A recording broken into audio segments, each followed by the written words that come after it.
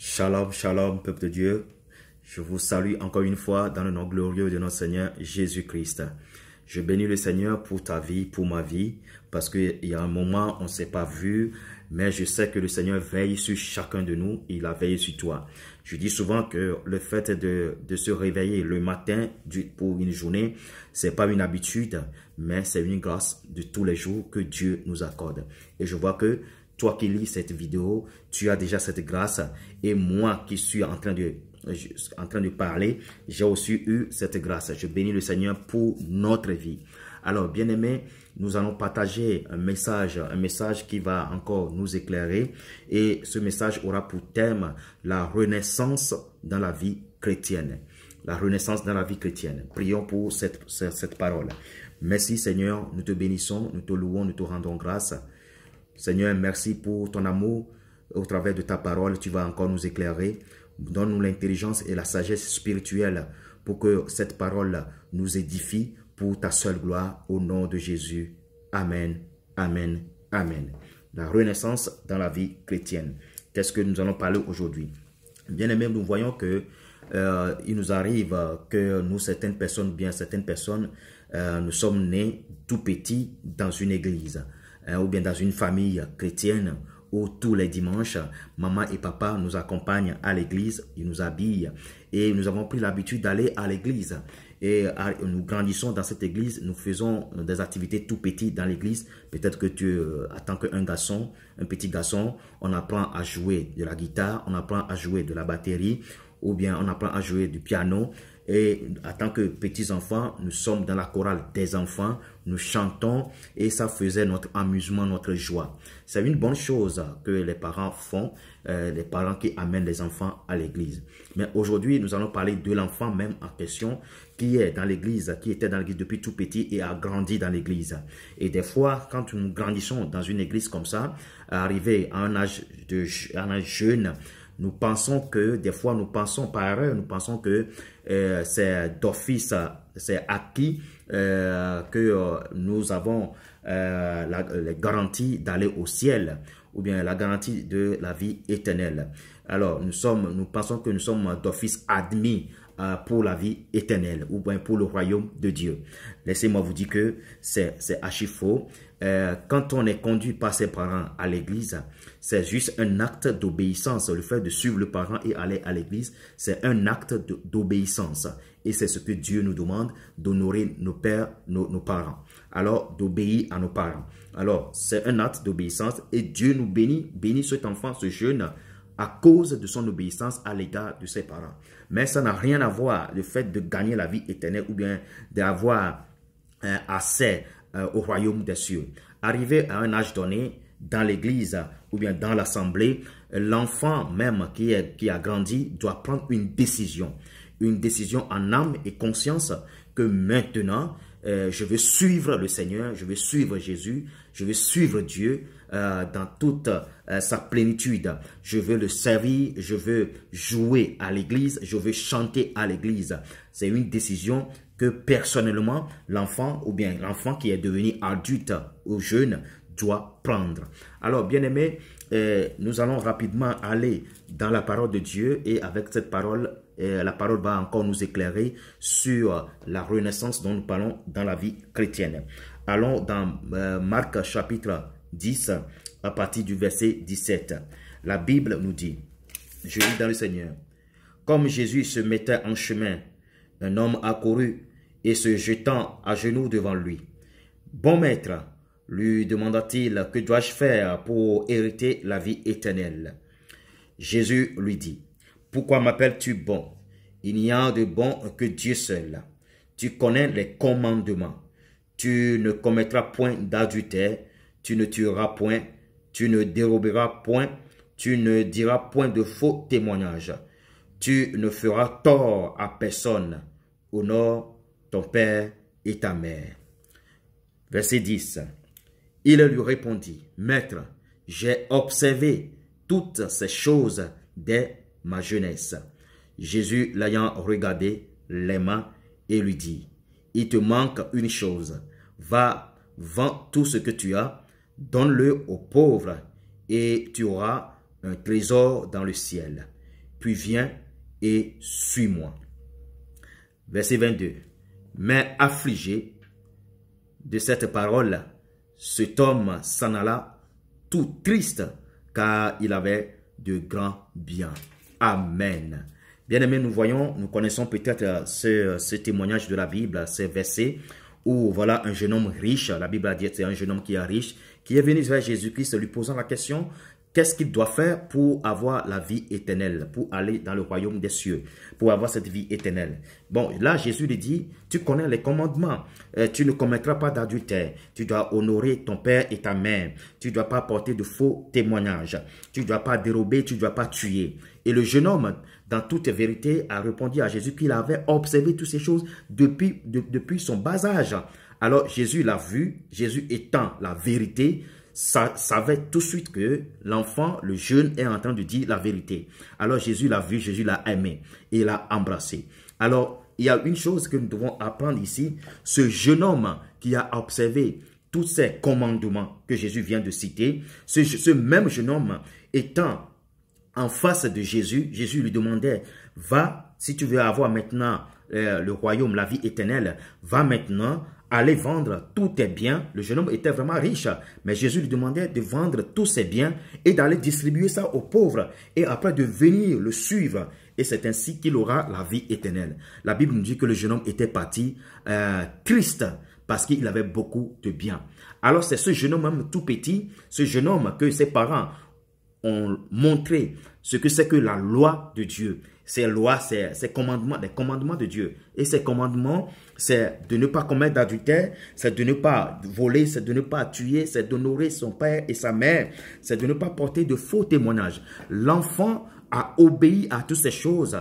L'enfant a respecté toutes ces choses par obéissance à ses parents. Parce que c'est un enfant qui a été éduqué dans la loi de Dieu, qui a été éduqué dans la vie chrétienne. Et du coup, il a observé toutes ces choses parce qu'il est obéissant. Mais vous voyez que ce même enfant qui a grandi, qui est maintenant en face de la parole, de la loi de Dieu, qui était Jésus lui-même, n'a pas pu obéir à Jésus. Alors que quand il était petit, il avait tout fait, il avait observé les commandements. Par obéissance à ses parents, par discipline, par une bonne éducation, l'enfant obéissait à la loi de Dieu. Et il était béni. Parce que, pourquoi? Parce que la Bible dit, dans Josué 1:8, il a dit que ce livre de la loi ne s'éloigne pas de ta bouche. Médite-le jour et nuit, c'est ainsi que tu réussiras dans toute entreprise. Vous voyez, l'enfant avait observé, par obéissance à ses parents, il avait observé la loi de Dieu. Et là, il a réussi dans son entreprise et il est devenu riche. Ça, c'est une chose. La deuxième chose qui est la plus importante, qui concerne nous qui étions nés dans une église toute petite ou toute petite, où nous accompagnons, ou bien nos parents nous amènent à l'église jusqu'à ce que nous grandissons dans l'église. Arrivé à un moment donné, nous devons prendre une décision ferme, une décision personnelle, une décision en âme et conscience que si vraiment je veux suivre la parole de Dieu, si vraiment je veux obéir à la parole de Dieu, je veux obéir à Dieu, je veux servir Dieu. C'est une décision personnelle qui n'inclut pas les parents. Les parents, ils ont joué leur rôle, le fait de nous amener à l'église. Mais nous, c'est à nous maintenant, à un âge donné, de prendre la décision si vraiment nous voulons servir le Seigneur. Vous voyez, l'enfant a obéi toutes ces choses, il a obéi depuis tout petit. Mais maintenant, il a vu, Jésus était la parole. Jésus était la parole, Jésus est la parole. Alors, il a obéi à la parole de Dieu qui était Jésus. Alors, maintenant, il est en face, physiquement en face de Jésus lui-même. La personne à qui il avait obéi quand il était petit. Vous voyez que quand il a grandi maintenant, a-t-il obéi à la parole que Dieu et Jésus lui a dit d'aller vendre ses biens et de donner ça aux pauvres et venir le suivre? Il n'a pas obéi. Il n'a pas obéi. Là, il a échoué à son examen. Il n'a pas obéi à la parole, au commandement que Dieu et Jésus lui-même lui a donné. Parce que, pourquoi? Parce que malgré qu'il a obéi ses commandements depuis tout petit, il n'a pas changé son cœur. Ça n'a pas changé sa personne. Jusqu'il était dans l'obéissance à ses parents. Maintenant, à l'âge adulte où il devait comprendre, discerner que tout ce que j'avais appris tout petit, tout ce que j'avais observé, comme lui-même il a témoigné qu'il avait observé toutes ces choses, Maintenant, c'est le moment de prouver s'il a réellement compris quelque chose dans la parole qu'il avait observée. Et en face de la parole lui-même, Jésus, l'enfant, le jeune homme, n'a pas pu obéir. Bien-aimés, nous qui sommes nés dans une église tout petite, où nous croyons que le royaume des cieux est acquis, et nous croyons que d'office nous sommes admis à la vie éternelle, laissez-moi vous dire que c'est faux, c'est archi faux. Nous devons nous-mêmes, à l'âge adulte, prendre une décision. D'ailleurs, c'est pourquoi le fait d'être baptisé tout petit ou bien toute petite, alors, ce n'est pas un baptême. Le baptême, c'est une relation, c'est une alliance qu'on forme avec Jésus en âme et conscience où on décide de suivre réellement Jésus et de le considérer comme son sauveur et son Seigneur. Alors, étant tout petit, alors ce que nous faisons, c'est juste une manière, c'est juste une formule que nous remplissons parce que nous étions enfants, nous n'avons pas conscience à certaines choses, nous n'avons pas conscience à la vie chrétienne, mais nous obéissons à nos parents et c'est ce que Dieu nous demande. Mais la relation profonde que chaque individu, chaque chrétien doit avoir avec Jésus, doit avoir avec Dieu, surtout je parle de ceux qui sont nés tout petits dans une assemblée, dans une église. La relation là, c'est une ferme décision personnelle en âme et conscience que nous devons prendre. Ce n'est pas parce qu'on a obéi quand on était régulier depuis 1 an, depuis même quand nos mamans étaient enceintes de nous, elles étaient déjà dans l'église. Alors, ce n'est pas parce qu'on était dans le ventre de notre maman depuis l'église et on était né dans l'église et on a grandi dans l'église ou bien dans l'assemblée qu'on est d'office admis au royaume des cieux ou à la vie éternelle. C'est à toi maintenant de décider vraiment si tu veux rester dans la marche avec notre Seigneur Jésus-Christ. Ce jeune homme, il avait obéi à ses parents en respectant tous ces commandements où il ne faut pas commettre l'adultère, où il ne faut pas porter de faux témoignages, où il ne faut pas tuer, où il faut obéir, honorer à ses parents. Ce jeune homme obéissait à ses parents et les suivait dans la loi de Dieu, dans les commandements de Dieu. Maintenant, quand il a grandi, malgré qu'il avait suivi ses parents, malgré qu'il avait obéi, malgré qu'il avait observé ses commandements, en face de Jésus lui-même, ce jeune homme n'a pas eu le courage d'obéir à Jésus. Ce jeune homme était reparti avec tristesse parce qu'il n'a pas le cœur d'obéir à la parole. Si vraiment il avait compris quelque chose quand il observait les commandements de Dieu tout petit, normalement, il devait reconnaître, il devait discerner que voilà Jésus même qui est en face. C'est le moment d'avoir le retour. C'est le moment d'obéir même au maître en face de moi. Il devait reconnaître que Jésus est capable. Jésus est capable, même s'il lui recommande d'aller donner ses biens aux pauvres, de l'enrichir d'une manière ou d'une autre. Que Jésus est au-dessus de tout. Que Jésus a le pouvoir de pouvoir l'enrichir de nouveau, de lui donner tout ce qu'il n'avait pas, de doubler sa richesse même, de lui donner ce que lui n'a jamais imaginé qu'il y a au-delà de ce que lui a gagné depuis sa jeunesse, depuis son entreprise. Mais il n'a pas fait la différence, il n'a pas reconnu Jésus dans toute sa déité, il n'a pas reconnu Jésus dans toute sa suprématie. Le jeune homme a échoué.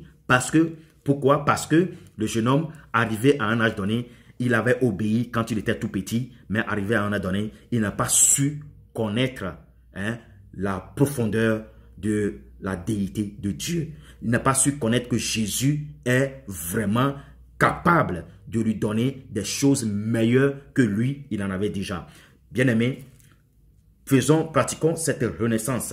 Pratiquons cette renaissance dans la vie chrétienne. Retrouvons-nous nous-mêmes en âme et conscience en face de la parole de Dieu et cherchons à plaire à Dieu. Cherchons à pratiquer la vie chrétienne comme Jésus nous le demande. Pas comme nous avons appris avec nos parents. C'est une bonne chose. C'était une bonne base. Mais la base depuis tout petit ne suffit pas. Mais la base réelle, c'est le moment adulte où on décide en âme et conscience de donner sa vie à Jésus et de le suivre dans toute la vérité, de l'obéir et de le ressembler. Donc la vie chrétienne, c'est pas juste un mot, mais c'est un comportement, c'est une décision ferme, c'est une décision qu'on prend, que nous prenons en âme et conscience de donner notre vie à Jésus et de le prendre comme notre sauveur et Seigneur. Soyez bénis, toi qui écoute cette parole, qui n'était pas dans l'église, qui est venu dans l'église, qui est venu dans la parole de Dieu, qui a donné ta vie à Jésus à l'âge adulte. Toi aussi, ça peut t'aider pour les autres, les jeunes qui sont dans l'église, qui croient que parce qu'ils sont nés dans l'église d'office, ils sont admis pour le royaume des cieux ou bien pour la vie éternelle. Ça peut aider ton ami, ça peut aider quelqu'un. Écoute cette parole et médite-le bien, que dans la vie, ce n'est pas le nombre de fois qu'on va à l'église tout petit ou bien qu'on aura la vie éternelle. Mais c'est la façon dont on a décidé de le suivre, la façon dont on pratique la vie chrétienne. Ce n'est pas un mot, c'est un comportement. C'est une vie qu'on mène avec Jésus. Sois béni pour cette parole de la renaissance de la vie chrétienne. Ça peut t'aider aussi à revoir ta vie, à faire rétrospective sur ta vie chrétienne depuis tout petit, depuis un long moment, et regarde que maintenant tu es en train de grandir, tu dois changer de vision sur la manière dont on doit suivre Jésus. Sois béni. Shalom, shalom, shalom. Que Dieu vous bénisse. Bye bye.